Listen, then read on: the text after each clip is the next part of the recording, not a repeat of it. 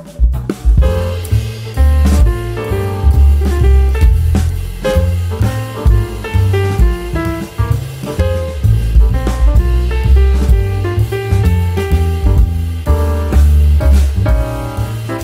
மக்களே, welcome back to our channel. இன்னைக்கு வந்து பாத்தீங்கன்னா ஒரு லெஜெண்டரி ஹோட்டலுக்கு தான் நம்ம வந்திருக்கோம். இந்த இடத்த பொறுத்தவரைக்கும் கிட்டத்தட்ட 4 தலைமுறையா ரன் பண்ணிட்டு இருக்காங்க. சின்ஸ் 1954ல இருந்து இந்த ஹோட்டல் ரன் ஆயிட்டு இருக்காங்க. ஆல்மோஸ்ட் 71 இயர்ஸ் ஆகுது. நம்ம ஆல்ரெடி வந்து வெஜ் மீல் சீரீஸ் பண்ணிட்டு இருக்கோம். அதுல வந்து எபிசோட் 5 தான் இன்னைக்கு பார்க்கலான்னு வந்திருக்கோம். அதே மாதிரி இந்த இடத்த பொறுத்த வரைக்கும் எனக்கு ரொம்ப ஸ்பெஷல். ஏன்னு பாத்தீங்கன்னா ஒரு 9 இயர்ஸ் பேக் வந்து இங்க பக்கத்துல தான் நான் ஒர்க் பண்ணிட்டு இருந்தேன். அதனால அடிக்கடிக்கு இந்த ஹோட்டல்ல வந்து அட்டி போட்டிருக்க நாள்லாம் வந்து எனக்கு நிறைய ஞாபகத்துக்கு வருது. அந்த டைம்ல வந்து நான் நினைச்சு கூட பாக்கல நான் வந்து ஃபுட் பிளாகரா மாறி இந்த இடத்துல வந்து ரிவ்யூ பண்ணுவேன்றது. ஸோ வந்து ரொம்ப ஸ்பெஷலான ஒரு இடம். நான் எங்க வந்திருக்கேன் அப்படின்னு பாத்தீங்கன்னா கீதா கேஃபே, பாண்டி பஜார், டி நகர்ல லொக்கேட் ஆயிருக்கு. என்னெல்லாம் கிடைக்குது, எவ்வளவு பிரைஸ்க்கு கொடுத்துட்டு இருக்காங்க, எல்லாமே நம்ம தெளிவா வீடியோக்குள்ள போய் பார்த்துடலாம் வாங்க.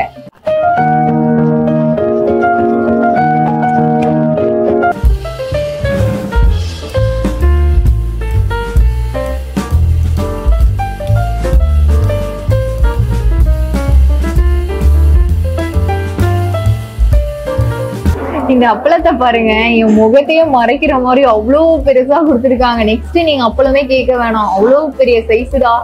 ஆந்திரா மீல்ஸும் சைடிஷ் வந்து பன்னீர் குர்குரே வாங்கியிருக்கேன். என்ன ஒரு காம்பினேஷன் அப்படிலாம் கேட்டுறாதீங்க, எனக்கு அது சாப்பிடணும்னு கிரேவிங்ஸா இருந்தது. ஆந்திரா மீல்ஸ்ல என்னெல்லாம் வருது அப்படின்னு நான் சொல்லிடுறேன். இது வந்து லிமிடெட் மீல்ஸ் தானா, இங்க வந்து அன்லிமிட்டடே கிடையாது. இது வந்து பருப்பு பொடி, கீ கொடுத்துருக்காங்க, கோங்குரா சட்னி, அதே மாதிரி நார்மல் மீல்ஸ்க்கு வர எல்லா இதுவுமே கொடுத்துருக்காங்க. சாம்பார், இது வத்த குழம்பு, ரசம், கூட்டு மாதிரி வச்சிருக்காங்க. எல்லா காயும் போட்டு கூட்டு, தோஸ் பொரியல், தயிர், பாயசம். கொஞ்சோண்டு ரைஸை வச்சுட்டு அந்த பருப்பு பொடியை ட்ரை பண்ணிடுவோம். இவ்வளோ நெய் தேவைப்படாது. பருப்பு பொடியோட மனம் சூப்பரா இருக்கு. நெய் வந்து மனம் தான் வரல, ஆனா டேஸ்ட் அப்படியே அடிப்பொடியா இருக்கு. ஓவரா காரம் எல்லாம் போடல. ஆந்திரா மீல்ஸ் அப்படின்னாலே காரமா இருக்கும் அப்படின்னு நம்ம மைண்ட் பிக்ஸ் பண்ணிருப்போம்ல, அந்த மாதிரி எல்லாம் கிடையாது. ஆக்சுவலி பருப்பு பொடிக்கான காரம் இருக்கு. இது கூட வந்து இந்த கோங்குரா சட்னி ட்ரை பண்ணா நல்லா இருக்கும்னு நினைக்கிறேன். கோங்குரா சட்னி எப்பவுமே ஒரு புளிப்பு டேஸ்ட் இருக்கும்ல, அது மாதிரிதான் இருக்கான்னு பார்ப்போம். ஆக்சுவலி சூப்பரா இருக்கு, நல்ல ஒரு புளிப்பு. இந்த கோங்குரா சட்னி அப்படின்னாலே நல்ல ஒரு புளிப்பு இருக்குன்றது தெரியும் நமக்கு. ஆனா இது வந்து செம்ம புளிப்புங்க, சூப்பரா இருக்கு. சாம்பார் வந்து என்ன சாம்பார் சொன்னாங்க, நூக்கல் கோஸ் வந்து சிறுபருப்பு எல்லாம் போட்டு அப்படியே பொரியல் மாதிரி பண்ணிருக்காங்க. இது எல்லா காயும், பீன்ஸ், கேரட், கடலை பருப்பெல்லாம் போட்டு ஒரு கூட்டு மாதிரி பண்ணிருக்காங்க. அது கூட வந்து கருப்பு முறக்குன்னு சொல்லிட்டு இந்த பன்னீர் குர்குரே. இது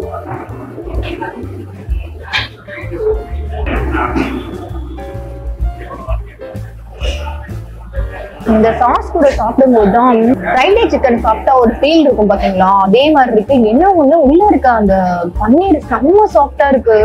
இந்த ஷாப்ஸ்ல பர்ச்சேஸ் பண்ணல போல, இவங்களே வந்து ஓன் ப்ரிப்பரேஷன்ல பண்ணிருக்காங்க போல. பன்னீர் வந்து நல்லா டிஃபரன்ஸ் தெரியுது. பழம், கொஞ்சம் கோங்குரா, இந்த காய் எடுத்துக்கணும். இந்த கூட்டு மட்டும் நான் ட்ரையே பண்ணல, அதுவும் சாப்பிடலாம். ஆக்சுவலி இந்த கோங்குரா சட்னியோட சாப்பிடும் போது நல்லா இருக்கு. இந்த புளிப்பா அந்த ஊறுகாயோட பிளேவர் இருக்கிறதுனால அந்த சட்னி கூட இந்த கோஸ் பொரியல் எனக்கு ரொம்ப பிடிச்சிருக்கு. கூட்டை விட இவன் தான் டேஸ்டா இருக்கான். எனக்கு இந்த சௌச்சௌ, நூக்கல், பூசணிக்காய் இதுலலாம் வந்து டிஃபரன்ஸே தெரியாது. இது பூசணிக்காய் சாம்பாரா கதம்ப கூட்டு அப்படின்னு சொல்லியிருந்தாங்க. நானும் ஓப்பனிங்லயே சொன்னேனே, உங்களுக்கு தெரியலையா, நான் மறந்துட்டேங்க, பேட் மெமரி நமக்கு வேற. இது வந்து தேங்காய்லாம் அரைச்சி ஊத்திருக்காங்க. காரக்குழம்பா வத்த குழம்பா டேஸ்ட் பண்ணி பார்க்கலாம். காரக்குழம்பு ஓகே, சரி வத்த குழம்பு ஓகே. வத்த குழம்பு தான் இது. ஆக்சுவலி எனக்கு சாம்பார் தான் பிடிச்சிருந்தது. வத்த குழம்போட சாம்பார் டேஸ்ட் சூப்பரா இருந்தது. என்னை பொறுத்த வரைக்கும் புளிப்பு மொத்தம் தான் டேஸ்ட் எனக்கு தெரியுது. தண்ணியா இருக்கு, கொஞ்சம் காரமா இருந்திருக்கலாம், கொஞ்சம் ஏதாவது ஃபிளேவர் இருந்திருந்தா டேஸ்ட் நல்லா இருந்திருக்கும். ஒரு மாதிரி ரொம்ப மைல்டா இருக்கு. வத்த குழம்பு அப்படின்னு சொன்னாலே வந்து அந்த டேஸ்ட் வரும்ல, சுருன்னு ஒண்ணு காரம் இருக்கணும், இல்ல வந்து அந்த ஃபிளேவர் கொடுப்பாங்க. அந்த மாமிலாம் அது வத்தெல்லாம் பொரிச்சு அந்த ஐயர் ஆஃபீஸ் ஸ்டைல்ல கொடுப்பாங்க. நம்ம எல்லாம் ஹோட்டலுக்கு போனாலே அப்படியே சாப்பிட்டு பழக்கம் ஆயிடுச்சா, இது மட்டும் தான் என்ன வந்து ரொம்ப எதிர்பார்ப்பை வந்து கம்மி பண்ணிடுச்சு. இவனை வச்சு இதை முடிச்சிடலாம். ஆனா அதுக்கு முன்னாடி இது எவ்வளவு சாஃப்டா இருக்குன்னு நான் காமிக்கவே இல்லை. பாருங்க, கிறிஸ்பினஸ் வெளியில இருக்கு, உள்ள அப்படியே பஞ்சு மாதிரி இருக்கு. உள்ள அப்படியே சாஃப்டாவும் வெளியில அந்த கிறிஸ்பியா இருக்கும் போது எனக்கு அந்த கிறிஸ்பி சிக்கன் சாப்பிடுற ஃபீலே வருது. ரசம் வந்து பருப்பு ரசம், அடியில் அப்படியே பருப்பு ஆடு நின்றுச்சு, கலக்கி அப்படியே ஊத்திப்போம் கூட. அப்பளம் ஆக்சுவலி அந்த ரசம் வந்து டேஸ்ட் நல்லா இருக்கும். பெப்பர் தூக்கெல்லாம் போட்டு நல்ல ஒரு ரசம். லைட்டா வந்து உப்பு கம்மியா இருக்கு, கூட சால்ட் வச்சுக்கிட்டா நாங்க சால்ட் வச்சுட்டே சாப்பிடுவோம். அது வைக்கலன்னு நினைக்கிறேன். நம்ம கேட்டுக்கலாம். ரசத்துக்கு வந்து கதம்ப கூட்டு நல்லா இருக்கும். கதம்ப கூட்டு கோஸ் பொரியல்,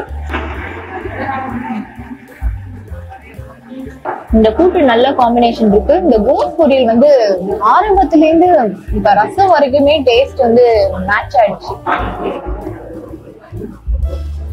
கரெக்டா ஒரு ஆள் சாப்பிடுற மாதிரி கொடுத்துருக்காங்க.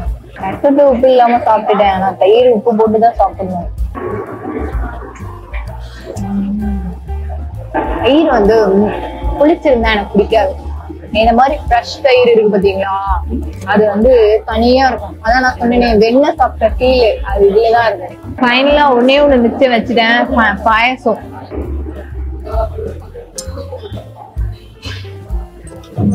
சூப்பரா இருக்கும் பாயசம். பால் பாயசம், வெறும் சேமியா மட்டும் போட்டு அப்படியே பாலை திக்கா போட்டிருக்காங்க. ஏலக்காவோட ஃபிளேவர் எனக்கு ரொம்ப பிடிக்கும். ஃபைனலா இந்த மாதிரி ஒரு பாயசம் கொடுத்துட்டாங்கன்னு வச்சுக்கோங்களேன், அந்த மீல்ஸுக்கு வந்து ரொம்ப ஃபுல்ஃபில்லா இருக்கும். இன்னும் ஒரே ஒரு அந்த ஏலக்காவை நிறைய போட்டாங்க, ஒரு வாய்க்கும் டிஸ்டர்பன்ஸ் நிறைய இருக்கிற மாதிரி இருக்கு. அதை மட்டும் கம்மி பண்ணிருக்கலாம்.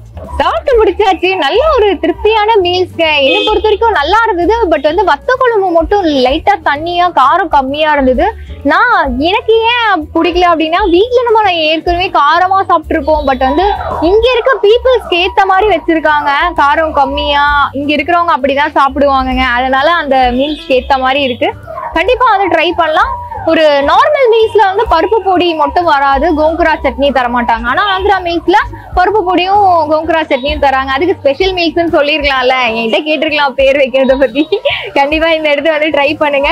இதே மாதிரி நம்ம வேற ஒரு இன்ட்ரெஸ்டிங் வீடியோல சந்திக்கலாம். இத்துடன் உங்களிடமிருந்து விடைபெறுவது உங்கள் கிருத்திகா. பாய். இங்க வேணான்னு சொன்னாலும் வீடியோ வந்துகிட்டே தான் இருக்கும்.